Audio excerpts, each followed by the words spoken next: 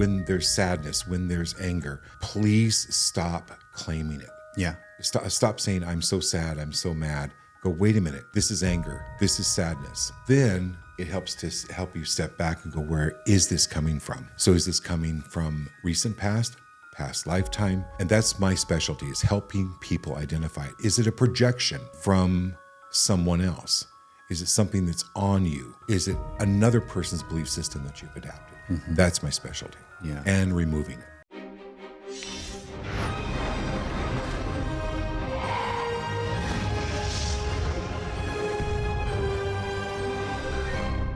Welcome back, everybody. Today's esteemed guest is Christopher LaPrath. Some of you may have seen him on Gaia recently. He's an award-winning author, psychic, spiritual practitioner, and energy transformation expert with a master's in human dynamics and degrees in psychology and communication. Chris uses his unique gift, seeing the unseen, to help people release inner subconscious blocks and align with their life's purpose. In this conversation, Chris shares his harrowing yet profound background, detailing how a haunted house and a very difficult childhood were catalysts for his incredible psychic awakening. We discuss how he utilizes his abilities to quickly locate and remove the deepest, most critical subconscious patterns that keep people stuck, whether they stem from childhood trauma in the womb or ancestral trauma from past lives. Finally, we delve into the spiritual wisdom of Kali, the Hindu goddess, and why fear of change is one thing the living and the dead fear alike. Buckle up, you guys are going to love this conversation. Enjoy. Christopher LaPrath, everyone, my guest today, my esteemed guest, who I'm honored to have here in studio. So I guess, should we give everyone a little background how we met? So we have a mutual acquaintance in Michael Mazzola. Michael Mazzola was the director of Unacknowledged, the Los Angeles, every documentary I've been telling you guys to watch for some years now. And Michael randomly texted me. He was like, you got to talk to this psychic. And I was like, Michael does not usually just text me things like this. So I was like, yeah. He was like, I think, he's a game changer, and I think he'd be a great guest on your podcast. So I was like, absolutely. So Michael connected us, and then we had a session, which was mind-blowing for me. And I've been talking a little bit about that session kind of on my live streams for the last few weeks. And then I read your book, which is called Things the Dead Fear, that you wrote in 2012, cover to cover, A True American Story, which I recommend this book. It is incredible. It's a wild ride. It'll make you laugh. It'll make you cry. And it'll teach you a lot about yourself in the process. And so, Chris, you had a very, very interesting, and I think it's safe to say harrowing background growing up as a kid. I think that's probably the best place to start to lay the foundation for our audience. You want to tell everyone what happened? Or at Sure. least a little bit of it anyway. Well, I think the main reason for me to share the story is you do have the ability to get past anything. And if this were a psychiatrist office, I would probably have to do a 50-page intake first. Okay. Yeah. But in a nutshell, it was a mental, emotional, physical abuse situation, but it was combined with the spiritual aspect of things. And not to, relegate or focus energy on the negative, but that caused a tremendous amount of growth and also a tremendous amount of good. I find people, sometimes they focus on the dark and demons and devil, but there's also a huge, incredible other aspect to that spiritual Absolutely. Spirituality, and what we have around us that can help us and guide us and put that to better use. And in a nutshell, my dad today you would probably be diagnosed with some mental issues. Yeah. Back in the 60s. Yeah, no. Yeah. Nope. Different world. Yeah. Just have a bottle of Yeah. Jack Daniels and it'll solve everything. Right. Which actually made it a lot worse. So then my mom, she owned a beauty shop in a little town in Sandpoint, Idaho. A lot of her business depended on the town gossip. Right. And women would come and, talk about, and they would have a certain aspect of society that they, tried to meet up Of to course. at the beauty shop, right? And so it was really important for her to have a good name. And my dad, because we lived in town, would chase us down the street with shotguns and axes and that type of thing. Had a bit of a temper. Yeah. And so she wanted to move into the woods. She wanted to move out of town. And so that was really like the convergence of a perfect storm. The house that we moved into was possessed. There were some really dark energies there, and they just really combined with my father. Yeah. That really created... Which is what drew you and your family to that house, I think. Yeah, exactly. It's people don't understand that aspect of it. It's like a shiny lure, that's put out, but it looks like it's the answer, but everything that's been going on with the family, not just in this life, but for generations, is part of that pool, and that's what's making that lure so shiny. And I know that from working on films like The Conjuring and hearing the stories of families like the parents and reading about them and how this dream escape almost becomes a nightmare. But so you were able to, and so in Chris's book he talks about some of the experiences of this house, and then being in the house with his father was particularly, I think, would be extremely traumatic for any human being on the planet. But it also took on a magical quality. It also acted as a catalyst for you. Right. You had some incredible experiences there. A few come to mind, like when you saw your grandfather. I'm sure you remember that. Yeah. And that's an incredible... And I feel like everyone who has lost someone close to them, there is such a profound energy that goes into the ether or the air, whatever you want to, it is palpable. You can feel it when someone passes who you're close to. There's a different energy about life,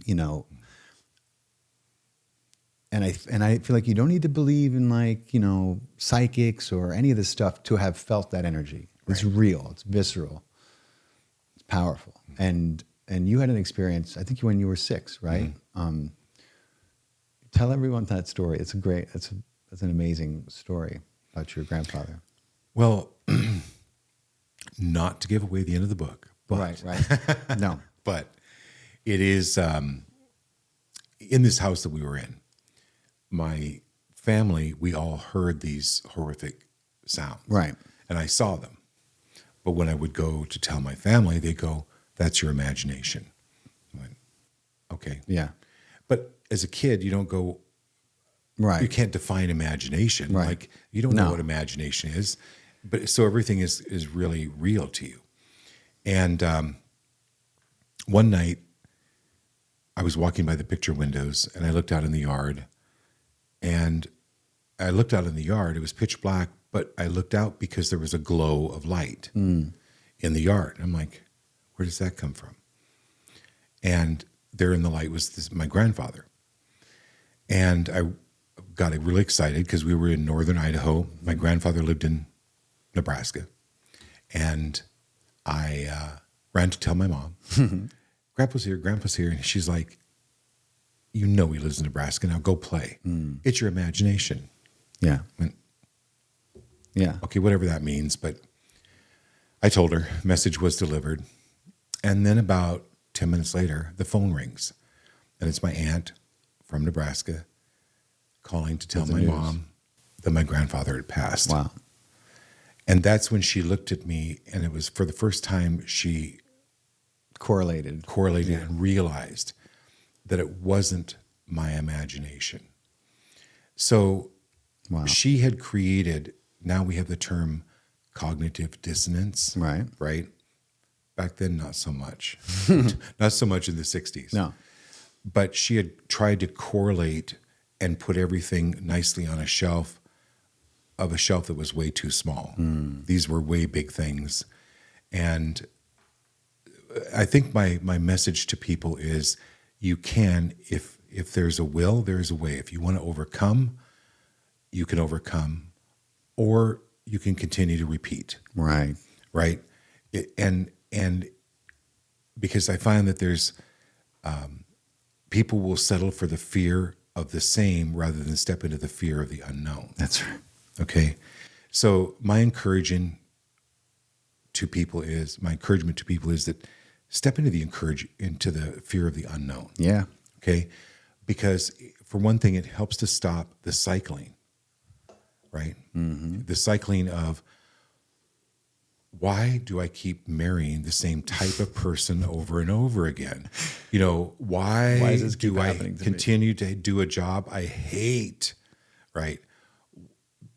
Why am I continually sick? What is this? And if you just pause and take a look at it, there's so many things and so many factors that influence that. It can be past life. It can be projections from this lifetime. Mm-hmm. It can be many types of different things. So many things. It's like the biggest onion you've ever tried to slice. It's just layer upon layer. And that is what I think is so unique about you and how you use your psychic abilities.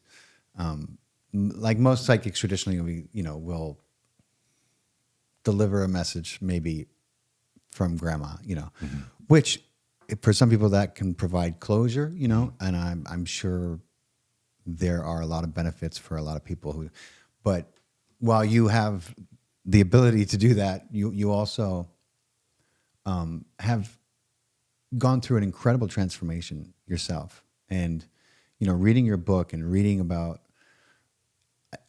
there was so many synchronicities with how I came into awareness of why I was the way I was, and then, learning what and how to take the actions I needed to actually change. Because, you can become aware of something all day, but to break the pattern, of behavior, that's another challenge. It's probably one of the hardest things that people do is, become conscious of what was subconscious, and then embark on a journey that will free themselves of that pattern, and it's those patterns that you're talking about, which keep us repeating, which keep us stuck, Sure. experiencing the same feelings, over and over. And I always tell people, I'm like, have you tried changing what you're doing? No. Well, then don't expect the feeling to be different at the end of the day. Yeah. Like common sense. It's just like you said, though, people are much more comfortable with the pain and oftentimes, low-grade misery of the day-to-day routine than they are having enough courage to say, all right, enough is enough. Like, I have to take a risk, leap of faith, if you will, and trust the creator, trust that things are, reframing things into that mindset of, what, everything's working out for the best of me, even when it doesn't appear so. Right. That belief alone, if you can change that belief to knowing, to a knowledge, now you're on a different path. Now you're going to bump into different people. Things are going to change. It's just not always easy because, the reason it isn't is because the brain's number one job, it's doing its job to keep you safe. Yeah. So I call it the red dress syndrome. You're walking down the street, you're really having a good day. Sun is shining, not a cloud in the sky, and you see a woman in a red dress. and you get really pissed. Yeah. You get really angry. Well, you're not conscious of what is happening, but maybe you were 2 years old. Yeah. Your mom was wearing a red dress when she beat you. Right. The brain knows, right? That occipital lobe back here that does the fight or flight syndrome, you immediately go on fight or flight, Right. but you're not conscious of it because you actually have no current memory Right. of that event. But that's the type of things that I see Right. within a stream or within a person's timeline. And it's only to help them, if they're ready, willing, able, and safe, to make those changes to be able to do that. Right. We are a set of memorized behaviors and reactions. You know, that's kind of the way the mind functions. And the growth and evolution comes in turning those unconscious reactions into conscious choices, you know, in order to have a better life. Right.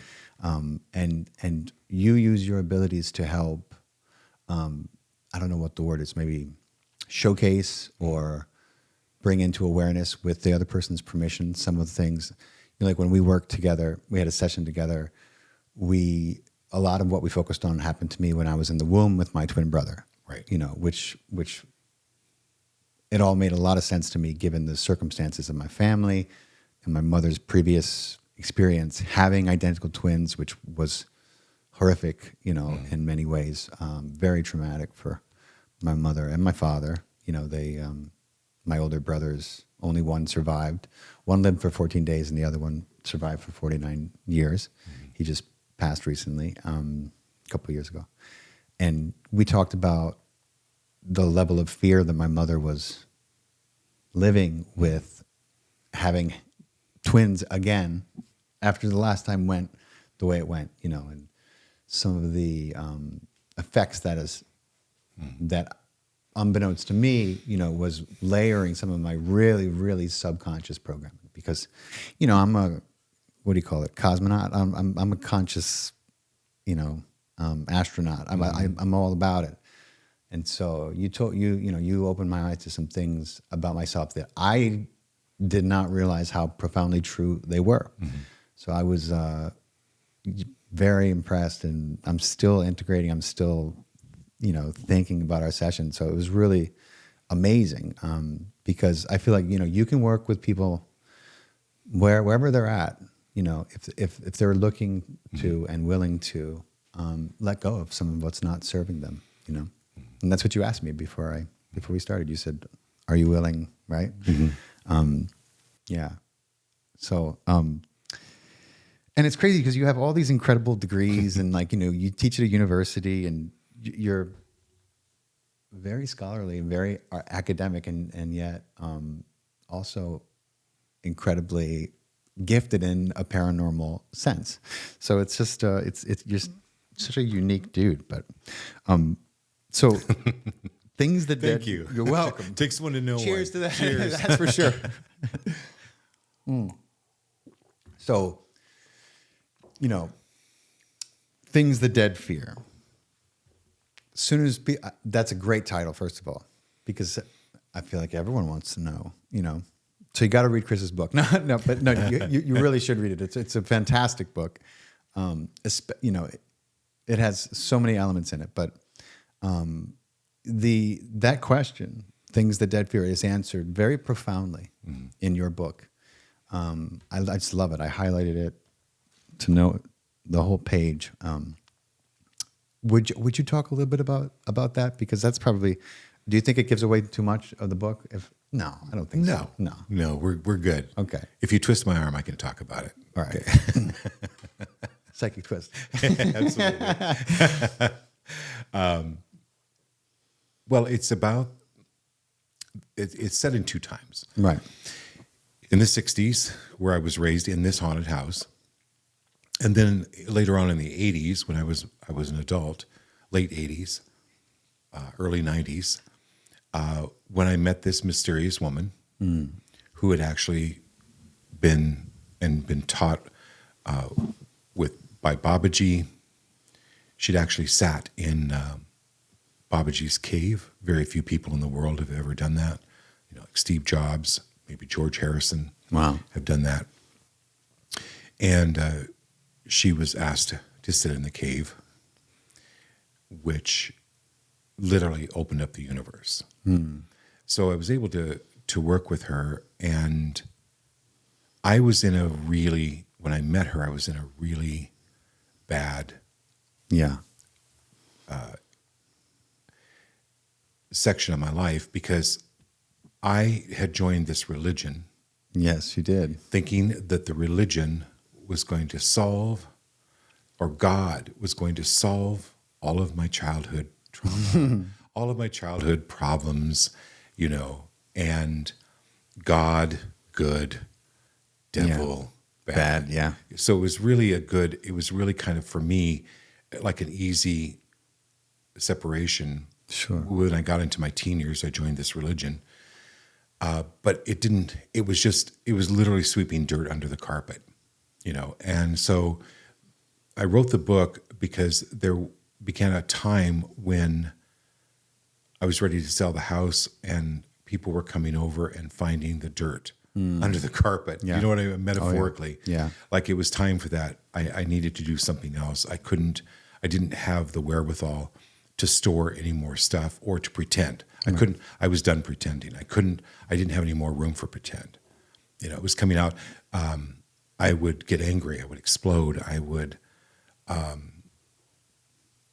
just have these periods of horrific depression or sadness or anger. And there were just, it was like, oh, you know what? The microphone's triggering me.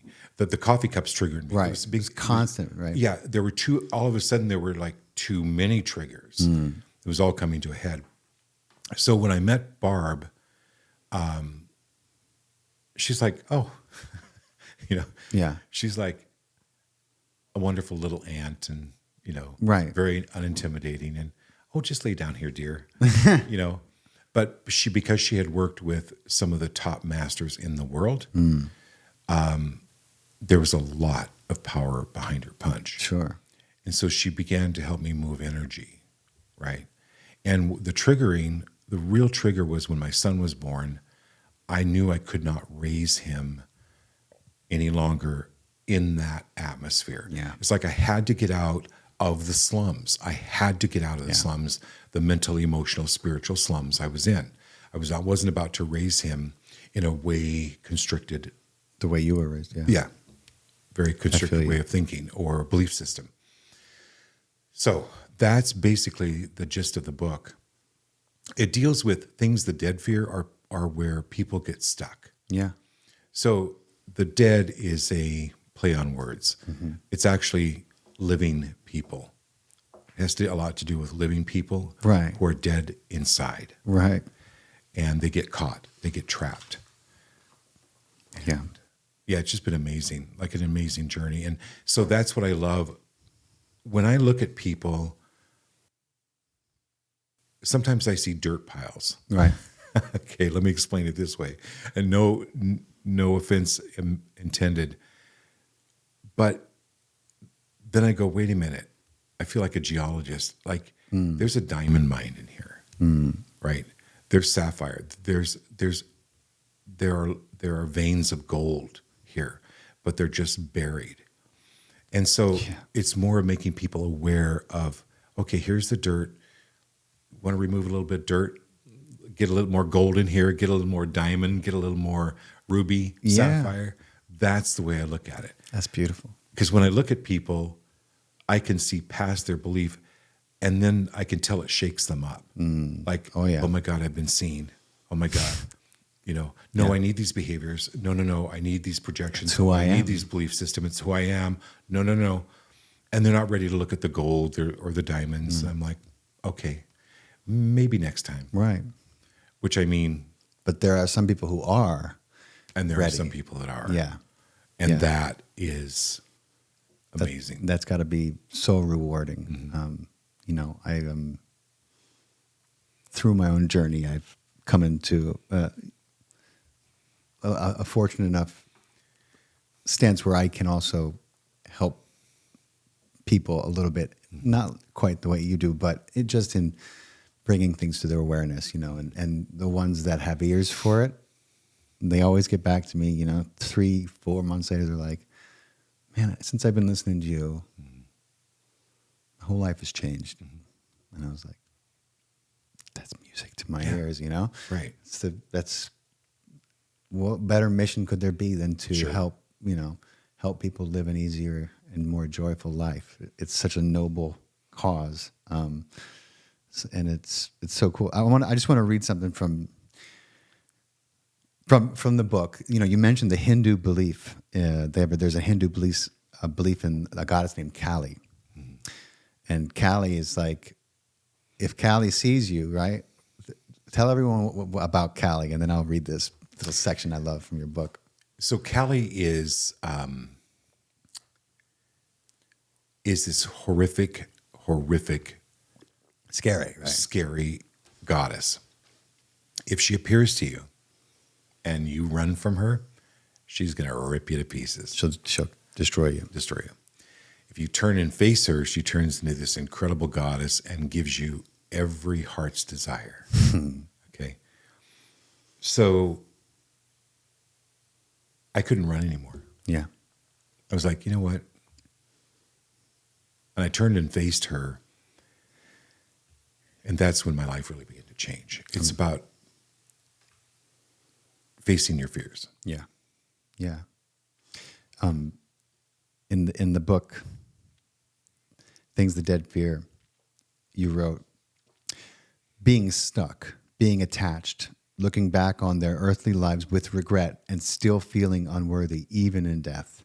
Fear of letting go, waiting for things to change rather than take action and change them yourself while you are here on this earth. That is the greatest horror that there is. And if we are not awake, we take that dreadfulness right into the next dimension with us. And that's, I think, wise words for anyone with ears to hear, because what are you waiting for? Right. What are you waiting for? The time, there is only now. There's always going to be a reason or an excuse not to start today. Always. That's guaranteed. Right. The question is, when are you going to decide to put yourself first? That's what I always ask people. But yeah. So I love that section. And this bar woman is so fascinating. And you were telling me that like Rinpoches go to her. And like I had one of my first guests was, his name was Lama Lanang. Rinpoche Lanang. He lives out in San Diego. Really incredible dude. Like I was in his garage and I just met him, and this, I don't know, it was like a big old, like a butterfly was stuck in his garage, and he was trying to get it out, and finally he caught it, and then we walked outside, and he was like, and it wouldn't leave his hand. Right. It just stayed there for like 10 minutes. I was like, holy shit. I was like, this is so crazy. Right. He was like, go ahead. Go. It was like, no, I'm just chilling. I'm cool. just hanging out, Yeah. But he was a Rinpoche, and I understand they have a kind of like a either an ancestral or a bloodline connection to the Dalai Lama, right? And Barb works with some of these cats too. That's incredible. How does this unassuming woman who kind of looks like your aunt end up in that kind of position? You know what I mean? Like where'd she come from? Right. Well, she doesn't have a website. No. She doesn't have a social media. If you're supposed to find her, you find her. But it's just her journey. Yeah. Right? She had this Rinpoche. It was recommended from people that she worked with here in the United States. She worked with ashrams and temples. She would go in and help the monks there. And then eventually it got to the higher ups. And this Rinpoche from Bhutan, he had at his disposal tens of thousands of physicians or doctors or natural healers, but he chose to fly to the United States to have her work on him. Wow. So I was able to basically study with her for 30 years. And Wow. and it's just a matter of letting go. But it's also really big on working with the brain. Mm-hmm. Like we talked earlier, the brain has to be safe. Mm-hmm. It's okay. It's got to be safe in order for you to make the changes. Right. Right. But there comes a point where a child wants to walk so bad, that desire to walk overcomes the feeling of the fear of falling.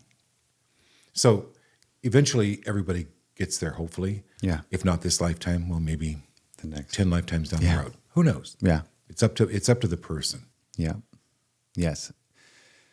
And the good news is, I was talking about this last night, fear is such a crippling, it's an emotion that is, obviously imperative to our survival, but at the same time, like if people understood the nature of their soul and how it is indestructible, it's it's not going you're not going anywhere, even when you transition. Like this, the way that this world has been shaped and molded through fear, through mortality, it's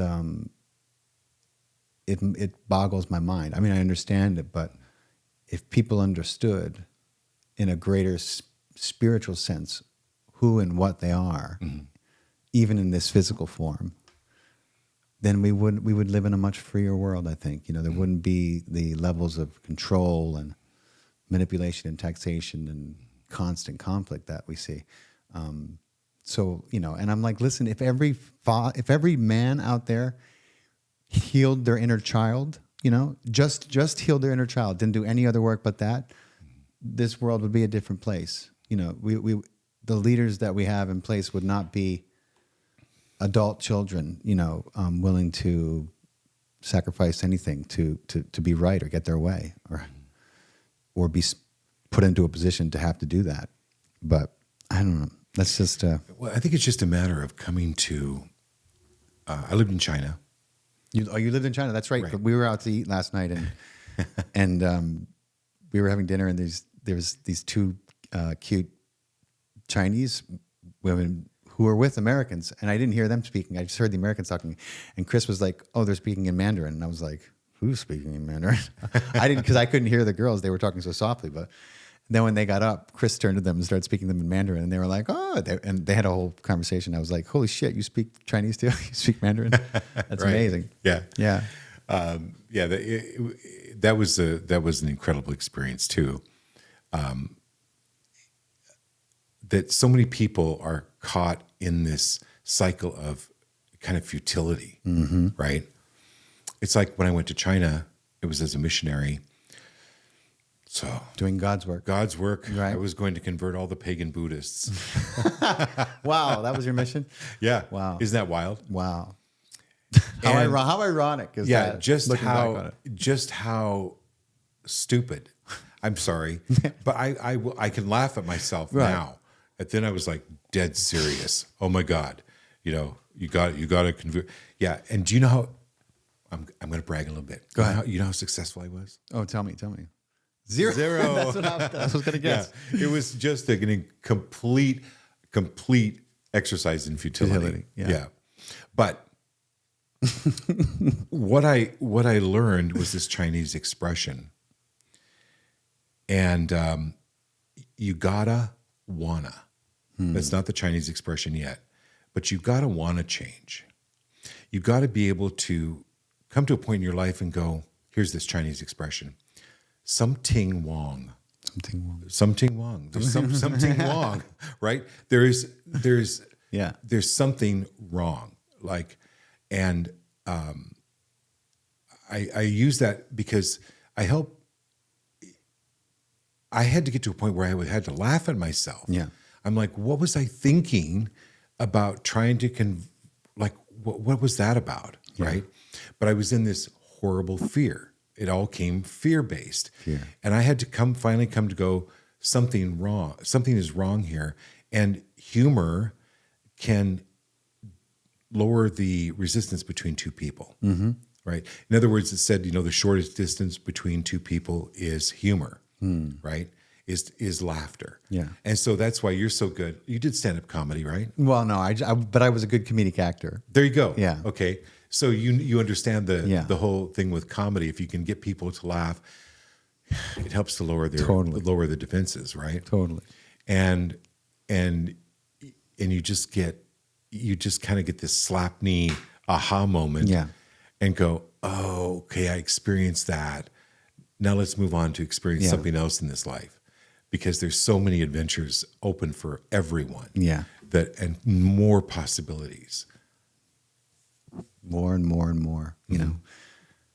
It's so funny, like I'm rereading Jane Roberts' book, Seth, The Validity of the Soul. Yes. I was mentioning, and Seth says at some point in the book, Christians and their notions of heaven don't understand how bored you would be if you went to this place that was ever like not changing, like just the same beautiful empty bliss nonstop. It was like you can't begin to fathom how bored the soul would be if that environment, could actually be dimensionalized or was real, And I'm like, yeah, and it's the same thing like here. It's like, follow your passion, follow your excitement, find what you love to do and do it, and let go of the expectations, because that's going to generate abundance in every kind of way, but you got to be willing to take a leap of faith. Right. I talk about faith and knowledge and wisdom and beliefs, and how these are it's all stepping stone to knowledge, to true knowing, because a belief is great, but a belief is sometimes adjoined to hope, which is a beautiful thing. If you ever looked at the water crystal of hope, it's beautiful. It's like, oh yeah, it looks a little bit like the gratitude one. I have this tattooed on my chest, this big ice crystal, the water crystal. People are like, "Is that a snowflake?" I'm like, "It's an ice crystal." Okay. Okay. No, I'm just like, yeah, it's a snowflake. I don't care. What was I saying before I completely derailed myself with that? About hope, right. and faith, and that's great. I tell people all the time, like, if you ask me if I could get up right now, I'm not going to tell you I believe I could. I'm going to say, yeah, I know I can. And there's a difference there. There's a difference in certainty and confidence, and that difference doesn't stay in your mind and your heart. It goes out into the world in which you are co-creating, but it takes a shift to move into that, to move from believing to knowing, right? But you stay on the path long enough, and you will get there. It's unbelievable. It's beautifully comforting to know, that there is a divine intelligence looking out for you all the time. Right. Begging you to be at least a little bit aware that it is, so that it can be more aware of you. And I just find that, people get so caught up in this, the Armageddon terms, the battle terms, everything is war with this human race. Everything is put in, the armies of darkness, marching. It's like, I understand there's a push and pull, Chris, but I try not to see things without, so black and white. I try to see them for what they are, which is all the creation of, this divine loving intelligence made out of love. Even as scary or horrible as it may seem at the time, it's still, it's still made for our own evolution. And, sure. And you've experienced some, pretty crazy, horrible stuff. So I would love to hear what, what has changed for you since you wrote this book? Like, I'm sure you have a different understanding now maybe than you did when you wrote it. We want to talk a little bit about that? Yeah, everything evolves. It's everything evolves. Everything's changed. Yeah. It's you understand that I talk a lot about, when I do a session with people, about what's in control here? All right. Because people are continually over generations, for instance, repeating their family's bread making recipe. They only follow that recipe. Right. It's the way they've done things. And it's almost an unconscious. So there's an ancestral, sometimes, aspect to people. There are previous lives. And the main thing that's come from the time I've written the book is a continual expansion as to what is possible and being able to open up to that and be way even more or less affected by judgment, judgment from others, judgment of myself. That is the whole aspect of, I read for a gentleman the other day. He was the 11th child in a family that had basically, they were dirt poor. And then with what little he had to share. He had to share. And I just said, well, what would your life be like if you didn't have to share? I mean, it's okay to choose to share. Right. But that's a whole different thing than That's right. having to share. That's right. We talked a lot about that. Yeah. So then that's going to shut you down, right? And you do manifesting, you do manifest counseling as well. It's going to shut you down. Well, if I have to share, I'm not going to need, I'm keeping it all to myself, right? I'm going to not make very much. That's a scarcity mindset. Because if you had a lot and you believed you had to share, then all that work you put into it, what's it for? Right. So and thoughts are energies. And so I've explained this before, that it's like the Matrix. The way I look at people and the way I see things is these incursions. I will call them incursions in people's field, aura, however you want to term energetic it. Signature. Energetic signature that's not theirs. Yeah. Okay. It's like the UPS brought it to the wrong doorstep, right? And some people have thousands of packages that aren't theirs piled at their front doorstep. Yeah. Right? A lot of people. Yeah, a lot of people. So it's okay. And there's no judgment here. It's just that, okay, well, if you want to keep those, that's fine. But no one can get into your house, though. yeah. Okay. I don't know if you were expecting visitors, if you had noticed you haven't gotten any. Yeah. It's because all the packages. Right. Exactly, right? Yeah. Yeah. That's a great metaphor. Yeah, it's perfect. I love that. The people have become hoarders of stuff that isn't theirs. Energetically, spiritually, physically, emotionally. And so is it no surprise that they're looking for their car keys one day and can't find them? Metaphorically. Right. But also literally. Yeah. But they're wanting to go somewhere that they actually don't even have a concept of where they want to go or what they want to do. I'll give you an example. This is just since the book was written, since you brought up the book. Yeah. I was at a seminar. I go to seminars. I teach seminars, but I go to seminars myself. Like it's a continual process, right? And this girl was in the seminar, 19 years old. She'd just gotten her real estate license. And she's talking to me, practicing her real estate spiel. Right. And so I let her do it. And she's like, you could buy a house. I went, no, I can't. I don't have any money. Yeah. And she was like, well, how much do you make? And well, how much are you paying for rent? She's like, you could buy a house. I went, oh no. Barb, the instructor, heard me. She says to Leslie, the real estate girl, she goes like, it's not about the money. We both look at her and I go, so when you get pissed, right, that is a sign that something's triggered. Up. Yeah. Something's triggered. I'm like, what do you mean by that? Yeah. She goes, oh, honey. She's like, oh, honey. It's not about affording it. That's the cognitive dissonance you're making it about, when it's actually about you can't buy a house, because if you buy a house and it's haunted, you can't get out of it. And I went, Yeah. damn it, oh my God. So I'd spent 55 years renting, My God. right? Wow. Because I can get out if the house is haunted. Right, I get can out get of the out. lease, yeah. I can leave. I can leave. But if I buy it, it's haunted. Oh God. That's how trauma works. And so anyway, that cleared. Wow. A month later, I bought a house. From Leslie? No. Yeah, From Leslie? yeah, of course. Wow. The 19-year-old. So That I is was like, yeah, fucking that's how things phenomenal. open. It's like Yeah.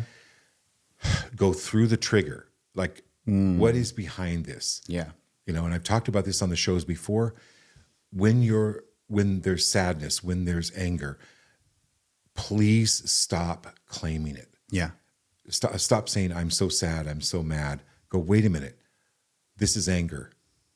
This is sadness. Then it helps to help you step back and go, where is this coming from? Right. So is this coming from recent past lifetime? And that's my specialty, is helping people identify it. Is it a projection from someone else? Is it something that's on you? Is it another person's belief system that you've adapted? That's my specialty. Yeah. And removing it.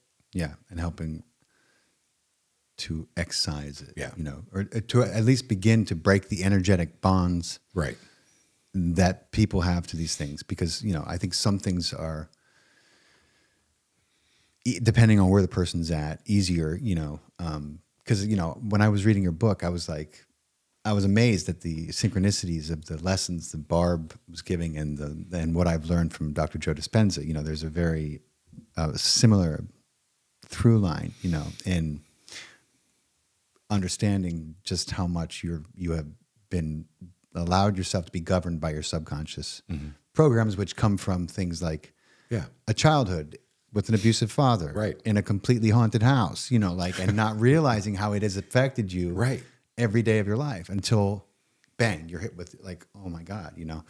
And sometimes we need those holy shit moments. Yeah. You know, they wake us up and they free us from something. You know, sometimes they come with such an emotional, like haymaker punch that after that you can't go. You know, you can't go back. No, you know, and you don't want to go back. No, no.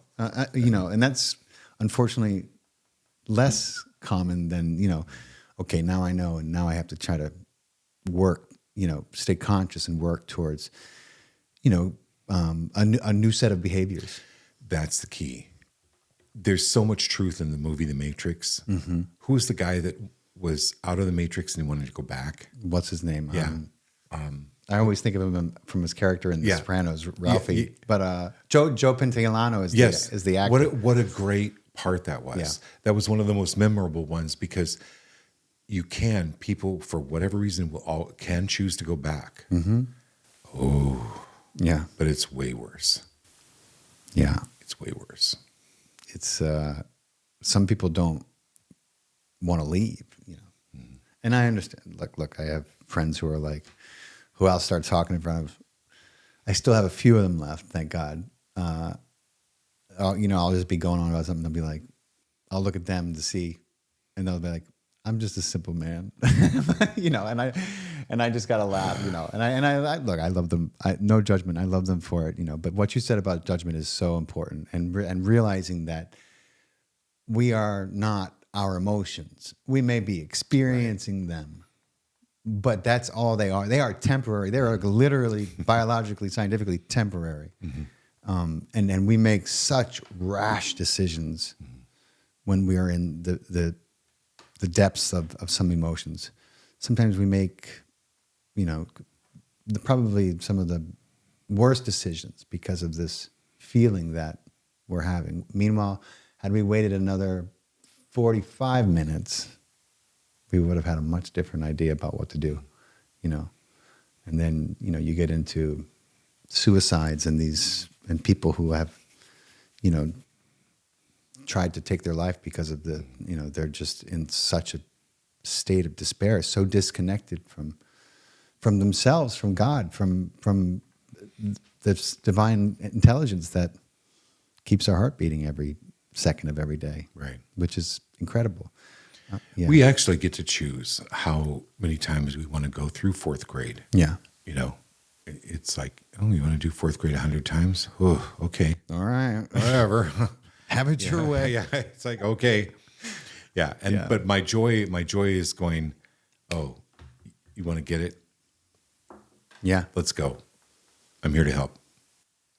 I mean, I do believe that there is, that Earth is I don't think school is the best term, but we're here to work stuff out. Mm-hmm. We're here to evolve, and we enjoy it. Oh, yeah. Right. It's what we have been created to experience and do. And while it seems, like I hear people say, like, man, I hope this is my last incarnation, and I'm like, no, you don't. You really don't. You feel like that right now because of what's going on in your life, but you haven't had enough. You haven't even come close to enough yet. Yeah. Things are going to change, and you're going to want 100 more experiences like this because they should get better.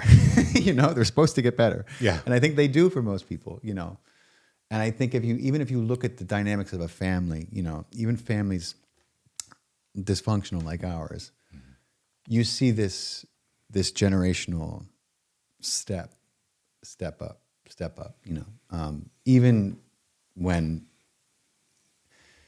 it's rough, growing up in that environment, it's still better than they had it almost 9 times out of 10. It's usually not worse. There's an evolution there. And that's the good news in my opinion, like that's the way we're going. I always say evolution goes one way. I think that's true for 99.9% of the time. I don't know. What are your thoughts about that? Do you think that we're in like a cycle where we're going to end up starting over again? Everyone has a different idea about, well, we're past the tipping point. Oh, great. That's comforting. Thank you. So we can't fuck it up from here, because, they have their hands on those buttons that could destroy, a whole nation or a whole part of the planet. It's a little scary.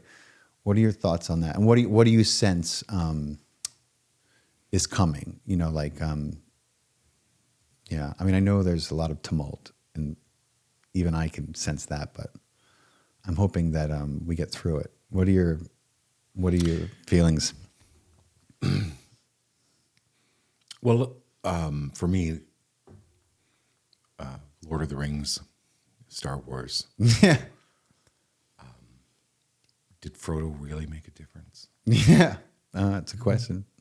Did he? It's a good question. I don't know. I mean, that movie was so long that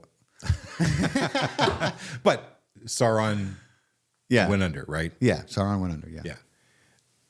Frodo didn't go out and rally the troops of that realm, right? Millions of soldiers to fight Sauron. He just did what he was supposed to do. And everyone else then. And it changed the entire world. Yeah, I love that. Oh, wait, and then what's the theme of Star Wars? Let me think. That's Luke? Yeah. Right. It's you using the Force. Microcosm, macrocosm. Right. Because so many people, like if they have this belief of self-punishment, let's say, then they're going to look for self-punishment or punishment outside. Yeah, subconsciously. Subconsciously, you're going to look, well, see, there's all this punishment outside in the world and the universe, and we're going to be punished, and the end is coming. And it's very Catholic, yeah. Yeah, right? It's very, Well, yeah. Pretty much any religious, yeah, right? Pretty much. I joined a religion that my father was very punishing. Now, where did that come from? Gee. So it's you taking a look at you. You change, the world changes. And they've proven that hundreds of when you make a change, hundreds of thousands of people are affected. It's so true. Right? So you can go rally your heart out for any just cause, but unless you make the changes yourself, Yep. and you're using the rally to prevent you from making those changes, ooh, you're gonna have to repeat it. Sorry. Right. You're not Getting it. No, I've never picked up a sign. I understand that about, and while I understand the sentiment and I think it's noble, I do think that people are, again, they don't realize they're putting the horse before the cart. They've got it backwards. That's actually adding more of that energy in many ways, because it's the same. It's the same level of consciousness, So while, I am an advocate for activism, because I do believe it is at least a catalyst and has the potential to change. It's still that same energy, it's still a Band-Aid. It's not going to fix the root problem. It's like we were talking about. That's where I go in, WWBD or WWJD, right? What would Buddha do? What would Jesus do? What would Jesus do? Do you think it would help if we went to the caves in Tibet and Bhutan where the monks and the right holy people are and handed them brochures to, hey, you want to join this? Save your soul. Save your soul. But you want to join this rally? Would you, join this cause? What would their answer be and why? Mother Teresa, she was asked, hey, would you join this anti-war movement? Oh, no. And they said, well, what would you join? She goes, I might join a pro-peace movement. Right. Big difference. Big difference. Big difference. So it's how you're framing it, but take a look at when you're wanting to do something in a big way outside, or join something outside, or tell people the truth about something that you perceive as the truth. What is it that you're needing to look at first? And that's hard. That can be a little challenging. Oh, yeah. But come on, you're safe. You got it. Yeah. You can do this, or you can do this. No, it's certainly a lot to think about for me, particularly because of the nature of the kind of content I like to create and the way I like to rock the boat a little bit, and where that comes from in me. But it's not wrong or bad. No, right? but it's worth exploring, right? Because I think knowledge is power, and it's the more you can understand. Know thyself, is Shakespeare said it. It's the greatest mission we can embark on. The more you understand yourself, the more you understand everyone else and the world you're living in. But this question came up. I was talking to Wendy Kennedy, who you may have heard of. She was at the Conscious Life Expo. She's usually there every year, but she channels of the Pleiadians and other beings from star systems and constellations. And she said, we were talking about contact, and if next year or the year after will be the year when either the government is forced into an admission, which no one's going to believe anyway at this point. The government can come out and say anything they want, and everyone's going to be like, yeah, bullshit.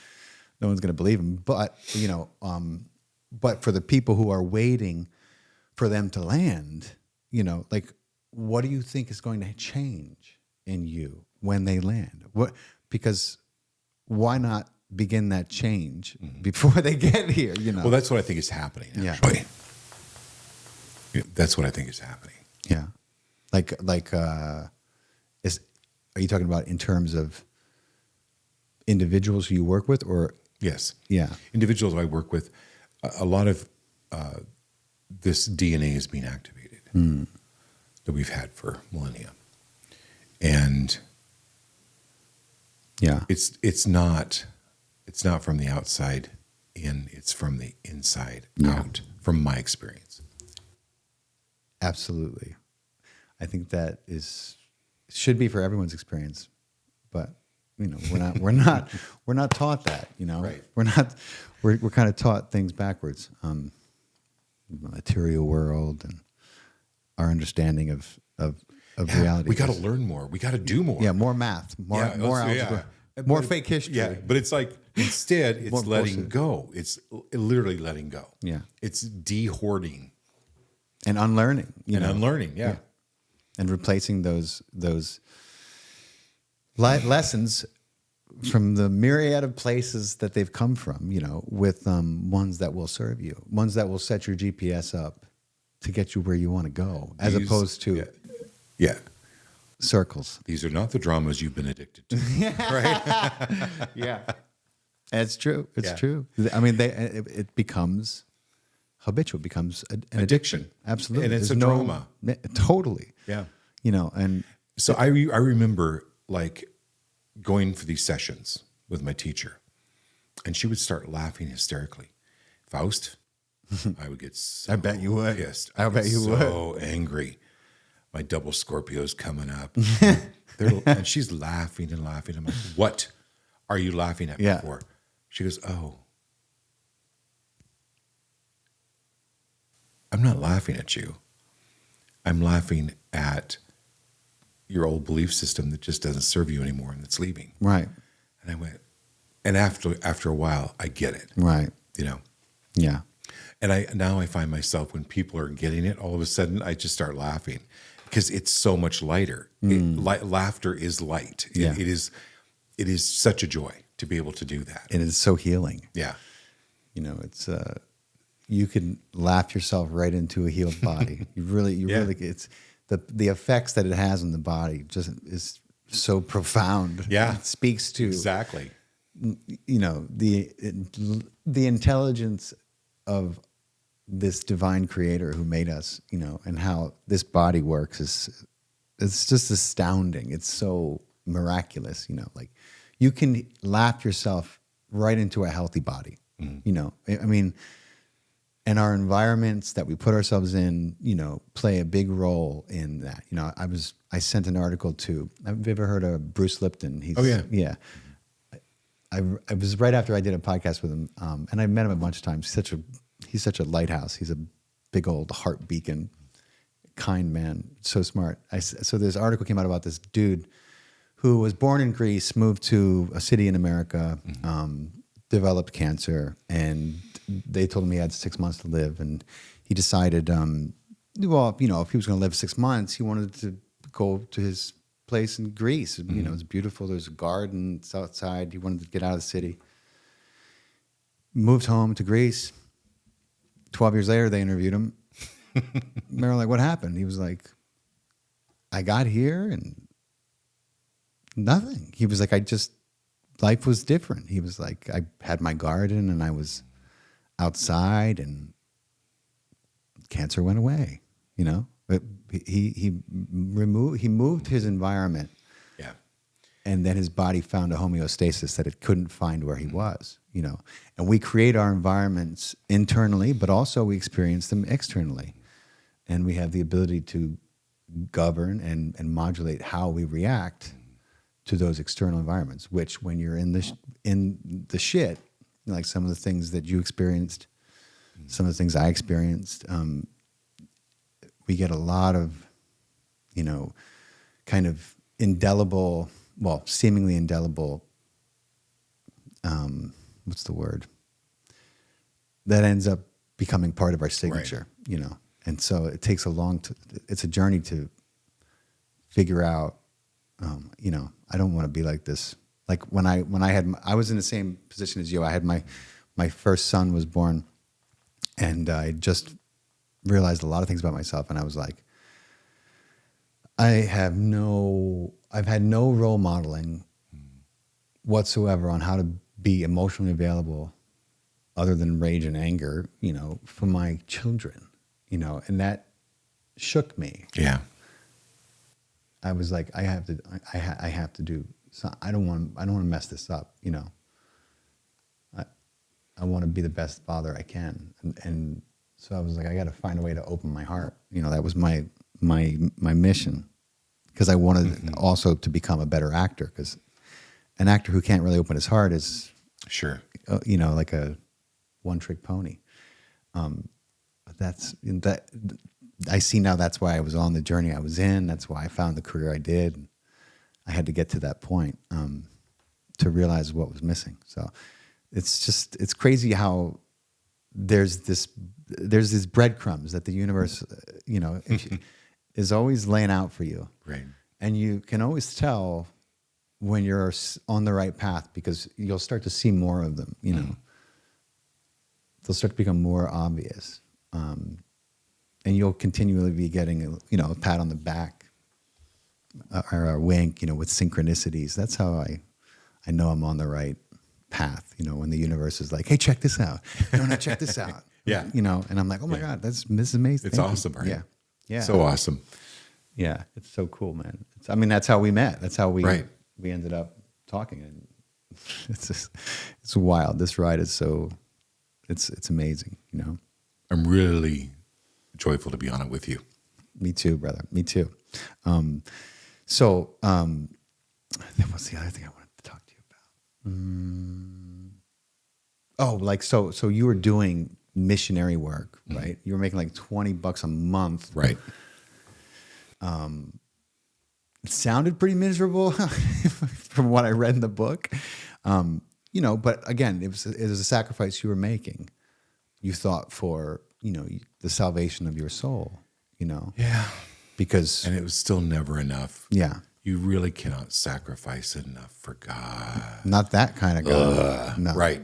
No. It never. It's a draining, energetic, spiritual. Yeah. And so you had to break from that. I chose to. Yeah. Yeah. Yeah. Definitely. And I just, you wrote something pretty profound in the book when you decided that, because you realized that you had sought that out because of the similar patterns it presented, which went comfortably with the way you were raised, And it's like, one of the things I struggle with is, which comes from that kind of an upbringing and that kind of religion is like, cool, when's the other shoe going to drop? Because what the fuck makes you think that you're so special, that you deserve all of this love, that you deserve all of this abundance? Watch out.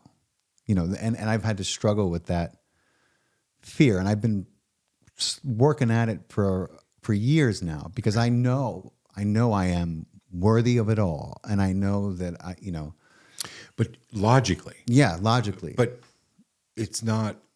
I know. So how many times yesterday did you blink? Come on, I don't be know. honest with me. I have no idea. Okay, wait. Let me ask you an easier question. How many times yesterday did your heart beat? Okay. How many times? Okay. Did you breathe in and breathe out? Okay. Yeah. What you don't know, you don't know. That area of the brain back here is what controls that. It's unconscious. Yeah. You're smart. If this were something that your logical brain would have been able to figure out, you would have done it years ago. That's for sure, yeah. But you're running it on this system where people don't look or think to look, the same system that tells them to blink, when their heart to beat, Breathe, yeah. when to breathe. That's my forte, what I'm able to see. Yeah. And yeah, like you said, sometimes I do see past loved ones. Yeah. But only to the extent that it is important and their message is important to help activate or deactivate what's back here. I see. That makes sense. Yeah. So is that have you shaped your perception to have you honed it in that way? Because, because, we talked about how when you get to a place that has a little more activity in there, you know how to close it down, Bring in the focus. Yeah. Bring in the. And so when you have a reading with people, you want to take us through your process a little bit, because I know it's unique to the individual, to each person. But we've been talking a little bit about it. Do you want to? Sure. Because I do have an incredible skeptic as an editor, and he's going to want to know. Not that he's ever going to believe anything that we talk about on this, but walk them through your process. So I'm completely, first of all, free of the need to convince anyone. Right. I don't blame you. Number two is the brain has to feel safe. If it's not safe, I'm not doing the reading. Right. I'm just not going to proceed, because There's no point. It's important that they give permission. They're doing this. They're allowing it. I'm not doing anything to them. Right. Okay. Oh yeah. So you can go to the airport. By the way, I was quite lost in Atlanta. Yeah. At the airport. You can go up to the information booth. You can ask for information, but they're not going to leave the booth and take you. Right. Okay. So I can give you the information. I'll help you go there. But this is a priority. Okay. So I ask, my intention is to go, what is the highest priority? So next time we do a show, let's have a big Jenga tower right here. Right. Okay. And what I feel is, here's the tower. What is going to make this tower, what's going to flatline this tower? Bring it down. Yeah. Right. What's going, this belief system. And okay, here's the piece of wood. Boom. Collapse. Yeah. That's what you felt, when we did your session. Right. That's what people feel. But it takes them 2 or 3 days to literally reprogram. Yeah.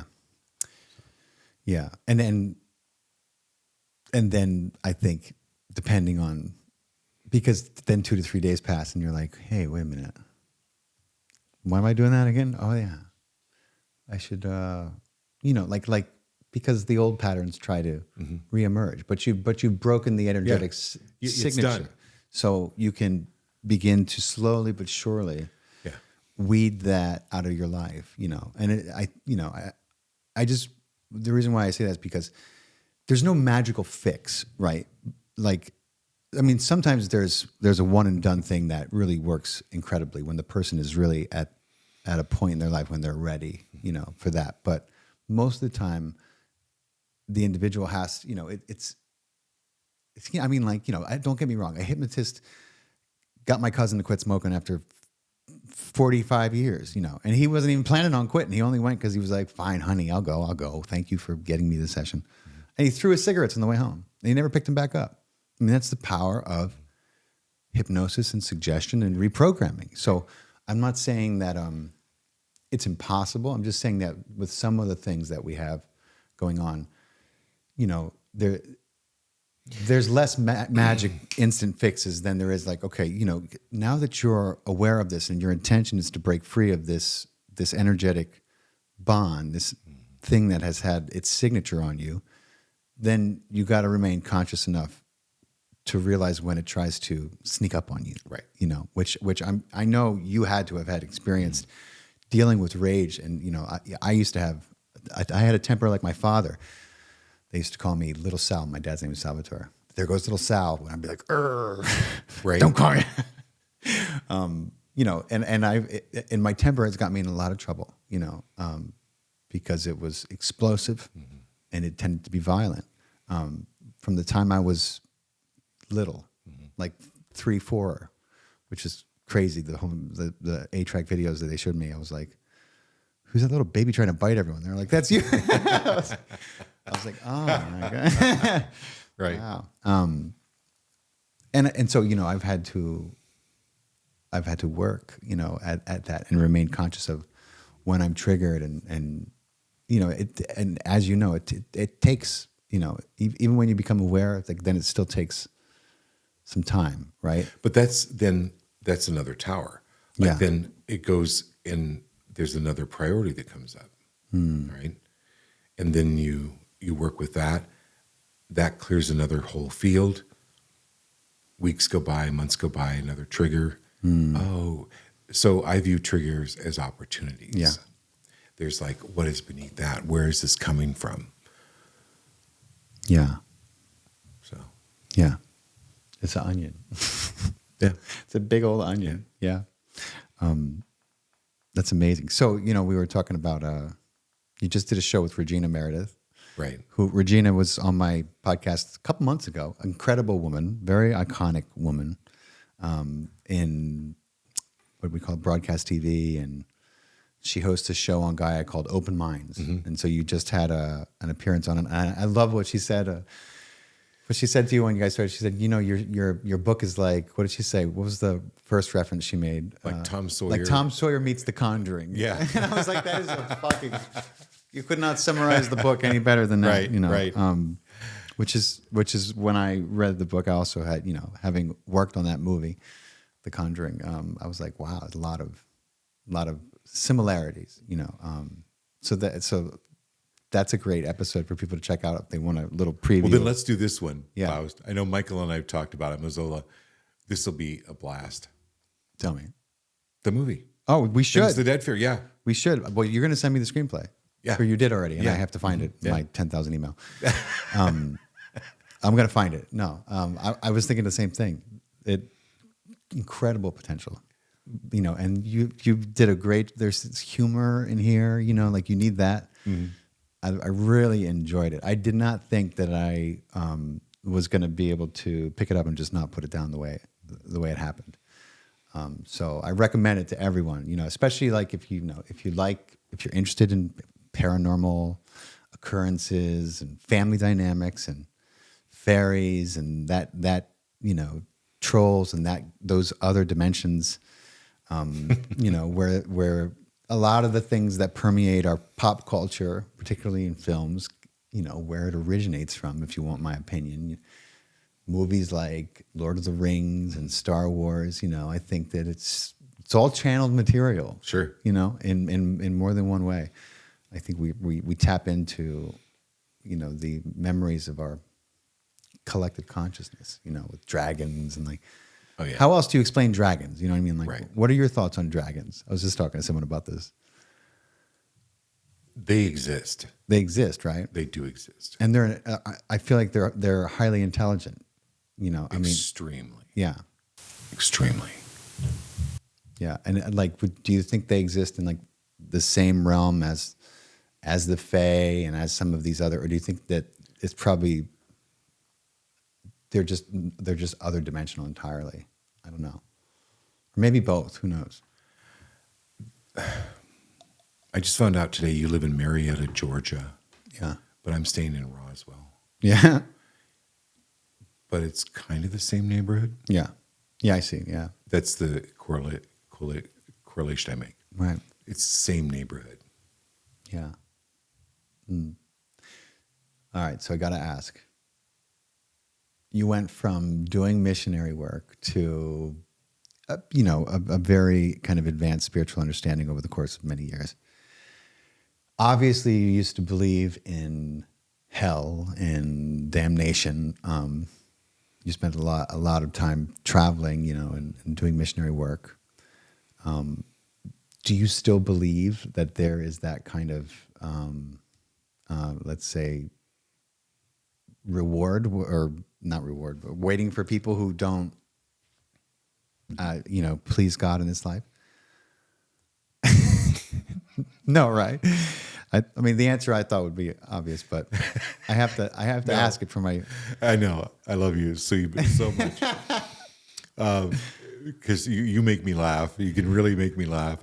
I think you definitely need to get up into stand-up comedy because you can relate. Tough. You can relate to people, right? Yeah, so well that way. No, it's. You're like, is this a serious question? No, I have to ask because there are people who are on the fence. Sure, they want to. I think they want to believe, but they're afraid it's too good to be true. They've been taught their whole life that life is suffering for God. But don't worry, you're going to create that reality. It's already there. You bring that reality up. What's that Tom Cruise movie where he's? Oh yeah, the one with the time. Where he's bringing up the screens. Oh, Minority Report. Minority Report, right. So you, okay, here's the hell category. Yeah. Because I believe in hell, so that's what I'm going to bring up. Oh, and when you search on your cell phone, right, for something. Yeah. Airbnbs in Atlanta. Yep. Oh my God, you're going to start getting a whole bunch You're of gonna find what you're looking for. Airbnbs ads for the next 2-3 weeks. Yeah. It's the same thing. It is. I tell people all the time, people are like, how do you go from like, studying demonology and working on a film like The Conjuring and spending years researching that kind of, to telling people like there's like the devil doesn't exist and there is no hell. I'm like, education, enlightenment. Yeah. Having spent more time studying what that is. Right. Than most people and then learning greater teachings. Exactly. It's, like Ed and Lorraine Warren were paranormal investigators. Ed was a demonologist. He was literally actively seeking out these types of energies. Sure. And you're going to find what them. you're looking for. Yeah, You know what I mean? Like absolutely. it's that fucking simple. Yeah. Like attracts like. I was like, does that mean that God has created a whole dimensional plane to punish his children when they don't exercise their free will in accordance with what he deems is good? Like, what kind of God would ever do that? You know what I mean? Like, what do you mean? Like, it's just wild to me how it's hard for people to wrap their minds around a God that could be so loving, because we've been taught, that this gray-haired, gray-bearded, vengeful old kook up there is just like measuring every thought and deed. What a mind fuck for people and for kids. To have that on top of. I was telling someone the other day. When I told my kids when they were about 11 and 8, maybe 11 and 8, I told them what I was raised to believe about God, and about hell, and they laughed. They couldn't fucking believe it. They were like, "No way!" They were like, "You believe that?" I was like, "Well, yeah, that's all I was taught." Wow. I was like, "It's crazy, right?" And they were like, "Yeah." They were like, "Well, why would God ever do that?" I was like, "He wouldn't. It wouldn't." But the entrainment. Yeah. Right? That it's literal brainwashing. Yes. Over a lifetime, starting with when you're a child. It has to start that young. I see that level of indoctrination it's so damaging to this species and this planet because it operates on so many levels. Sure. I see it in the dehumanization that goes on in the Middle East with the way that they can just unconscionably knock people off because of where they were born and what ethnicity they carry in their bloodlines. Like that's a level of indoctrination that is scary. I mean, how else can someone do what they do and then imagine, it has to be like that deep indoctrination that it's okay that you're doing that because they aren't really people. It's a dehumanization that I see happening. And I'm like, oh my God, it's terrible. Let's level up. Let's, Yes. This is where this evolution comes in and moving beyond. Yeah. We have to. Yeah. Well, we get to choose to. Yeah. I mean, if people like that type of hell, they can be in it. Yeah. But It's true. No, thank you. It's true. Oh gosh, look at the time. I have to go.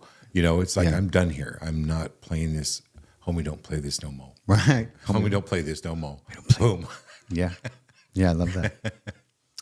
Yeah. So we're both involved in a up and coming streaming site called Spark, which everyone is going to hear a lot more about real soon. We're both working on different projects for this streaming site, which is going to be like Gaia only better. Gaia, but even brighter, I think. On steroids. Yeah, Gaia on steroids. Gaia juiced up in its spiritual prime. A little something for everyone. But we got a lot of stuff we're working on, and I can't wait to read the screenplay of this book, which lends itself so perfectly to. Let's see what you guys have been doing. What you and Michael have been doing with it. But yeah, man. So if you were going to, what would you say to people who are maybe having like interfaces with their own abilities, and of course doubting it and dismissing it? what would you say to people who are, are struggling but not sure if, like, what their experience is, what they're experiencing is like some witch on the other side of town, sending them hexes, or if they're just interfacing with, more than one dimension and experiencing part of their own extrasensory perceptions in a way that they have not found a way to do without fear. What would you say to those, to that group of people, which I'm sure is a lot of people out there? Tell your brain it's safe. You can look this up on YouTube. These are exercises. They're called brain gems. You're interacting the left hemisphere of the brain with the right side of the body, right side of the body with the left side of the brain. This is building brain connections. I'm safe, I'm safe, I'm safe. That gets the body, because you've got to work in conjunction with the body and brain. They call it mind, brain, spirit medicine for a reason. Is you've got to work with all of that. Like, I will not proceed with a person until they're safe. Right. Okay. So this is where it's really important for you to be safe. So helping a person be safe, helping yourself be safe. There are people that need counseling. Go to counseling. Yeah. I'm absolutely not opposed to going for counseling. Therapy, yeah. Therapy, go to the doctor. There's absolutely a reason for everything when it is needed. Yeah. And I will be very frank and tell people that. Yeah. Absolutely. No, I mean, you got to start somewhere, and all roads lead to Rome. Yeah. So one way or the other, you just take the first step. Yeah. And keep going, and you'll get around. The universe will show you where you need to end up. Absolutely, stay on the path. Reminds me of the Golden Child with Eddie Murphy. I love that. It was a great movie. Love that movie, dude. Tell me about the blue being. I can't let you out of here without going far out. So. First of all, I'm a big proponent of CE5, which is Close Encounters of its kind. It's a human-initiated contact with our, brothers and sisters and other beings from space. Almost all of which, in my opinion, if they're around, are benevolent for the most part. I don't think the ones that don't have the best intentions come around so much. And but you had a visitor, right? Will you talk a little bit about it? Sure. I just want to tell a little bit background. Yeah, go for it. I actually went and had my brain examined by a neuroscientist. Oh, cool. So, long story short, he came out. He goes, I want to know how much LSD do you take every day? No shit. He said that? Yeah. I go, why would you ask me that? He said, well, because the way your neurons are firing, they're firing like someone that's on LSD. Wow. They're firing both directions. Most people's neurons fire one direction. Right. Yours fire both directions, like you're on LSD all the time. So do your sons, but you control it. I went, oh, okay. Because I wanted an explanation for why I see, what appears when it appears, what is happening. Yeah. Because science has progressed. They still have a long way to go, but it's way better than it was 20 years ago for the explanation behind it. So when I see these things in people's fields, whether they're belief systems, whether they're hauntings, whether it's past lives, whatever it is, it's not necessarily limited to this planet. Right. So for me personally, I walk out of my bedroom, there's a 7-foot blue being. He looks like what do you Mr. Clean, only blue. Oh, okay. Okay. Right. It's like, but he wasn't standing like that. Right. So I've learned not to like most people. Whoa. Yeah. But then I realized, he wouldn't have appeared if I was afraid. Right. So I had the presence to go, who are you? Yeah. Who are you? And he says, Tantar. Tantar. And I went, hold, grab my phone. You're like, I look up. stay right there. Definition of tantar is a Sanskrit word which means being from another dimension. Okay, cool. So what are you doing here? Yeah. Like, what do you want? What can I do for you? Yeah. He goes, I came to give you the indigo ray. Yeah. This is the funniest thing you told me last night. Yeah. Because I know what the indigo ray is, but Yeah. you didn't. I didn't know what the indigo Yeah, I ray know, was. so you were like okay, hold on, let me look this up. But then I began to understand the essence of it. Yeah. So it's what I've been broadcasting this whole broadcast. It's what I do during a session with people. And so that was extremely empowering. Yeah. You know.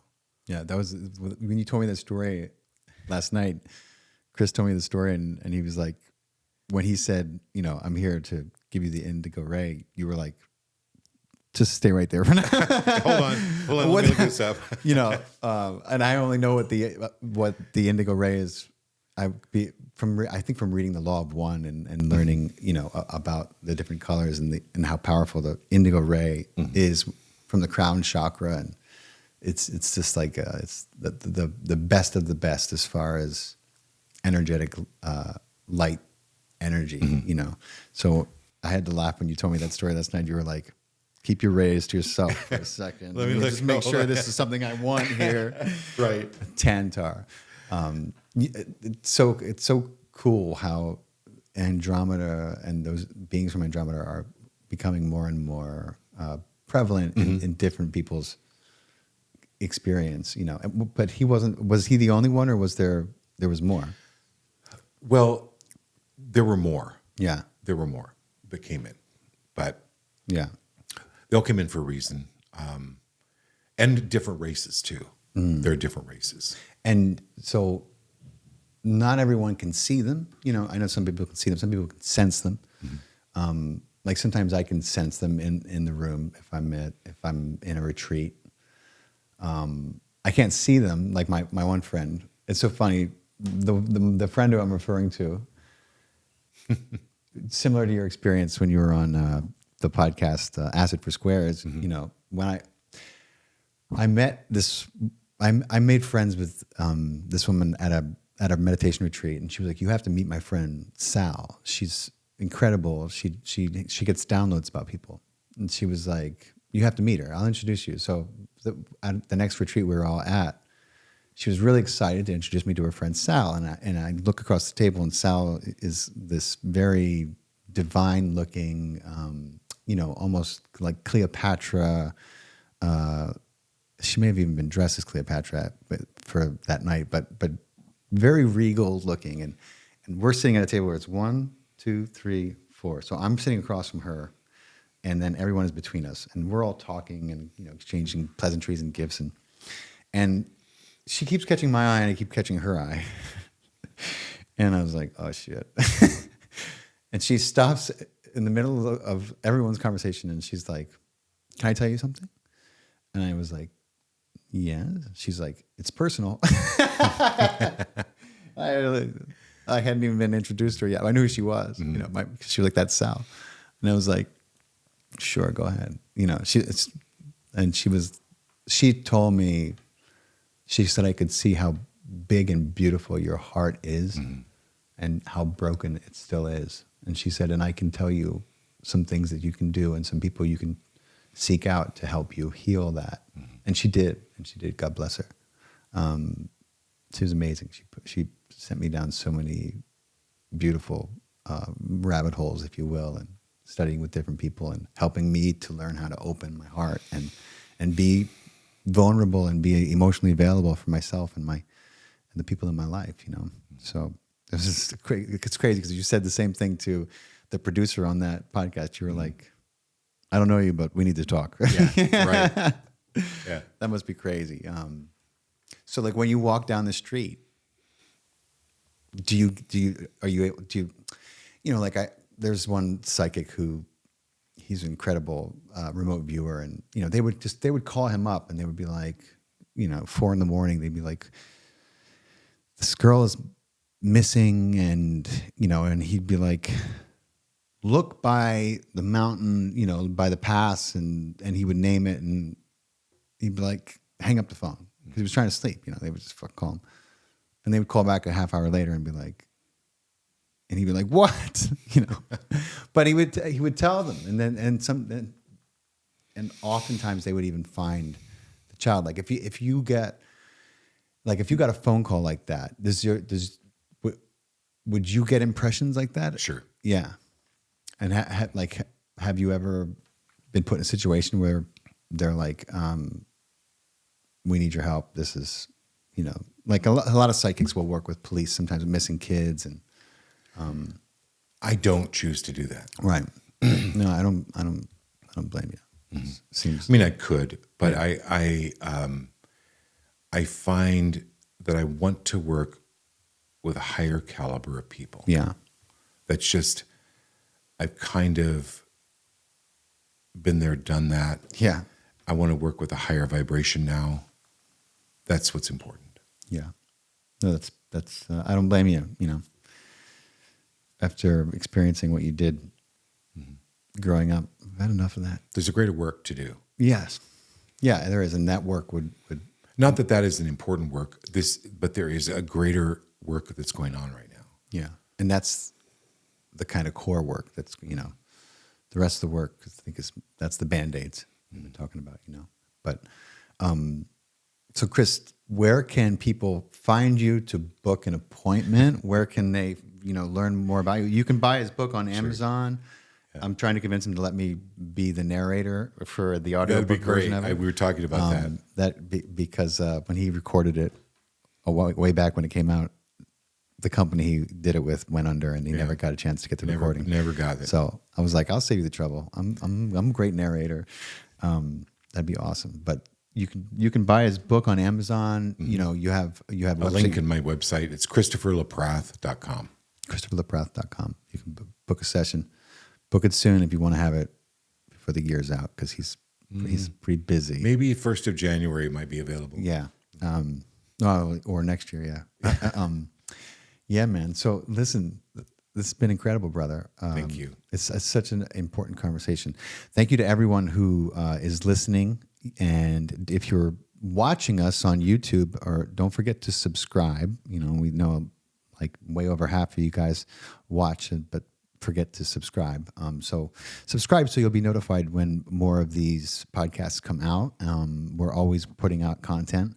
If you're listening on iTunes or Spotify, we sure could use if you enjoyed the podcast, please let us know in a review. Drop us a comment. We're trying to grow our audience. This has been one of the most algorithmically friendly conversations I've had in a while, so that's good. But we also have a Patreon page if you want to support my work there.